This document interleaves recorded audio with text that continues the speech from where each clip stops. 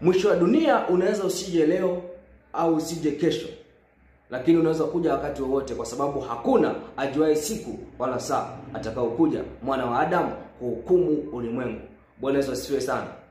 Lakini pia licha ya kwamba hatujui lini ni mwisho, lakini saa yoyote na sekunde yoyote malaika mtoa roho anaweza kukuijia.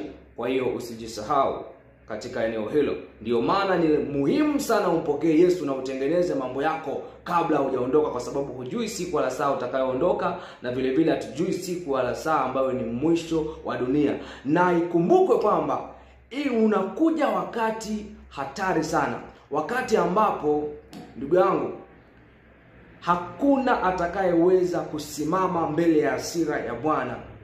Sio rais, sio mfalme, sio waziri, sio nani, sio jemedari, sio tajiri, sio maskini. Hakuna atakayeweza kusimama mbele ya hasira ya Bwana. Nasema hivi kwa sababu kuna watu ambao huwa wanajisahau. Biblia inasema wazi kwamba mamlaka anatoa Mungu mwenyewe. Lakini kuna watu wakishapewa mamlaka, wanatumia mamlaka ambao wamepewa na Mungu kuwaumiza watu wengine, kuwatesa watu wengine, kuwaonea watu wengine, na pengine hata kuondoa uhai wa watu wengine kwa kuwaonea kwa kuwaonea tu. Lakini niko hapa kukumbusha mtu wa Mungu kwamba usijivunie nafasi ulionayo. Usijivunie nafasi ulionayo. Nafasi yote ambayo Mungu amekupatia ni wito wa kutubu, wa kurudi chini ya Mungu, wa kujinyenyekeza chini ya Mungu, kutubu kwa ajili ya matumizi yote mabaya ya nafasi yako ambayo umeyatenda.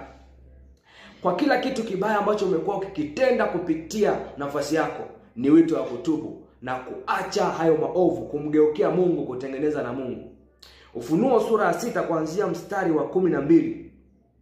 Biblia inasema, nami nikaona alipoifungua muhuri ya 6, palikuwa na tetemeko kuu la nchi. Jua likawa jeusi kama gunia la singa, mwezi wote ukawa kama damu, na nyota zikaanguka juu ya nchi kama vile mtini upukutishavyo mapooza yake utikiswapo na upepo mwingi. Mbingu zikaondolewa kama ukurasa ulivyokunjwa, na kila mlima na kisiwa kikahamishwa kutoka mahali pake. Na wafalme wa dunia na wakuu na majemedari na matajiri na wenye nguvu na kila mtumwa na muungwana wakajificha katika pango na chini ya miamba ya milima, wakiambia milima na miamba, tuangukieni, tusitirini mbele za uso wake yeye aketie juu ya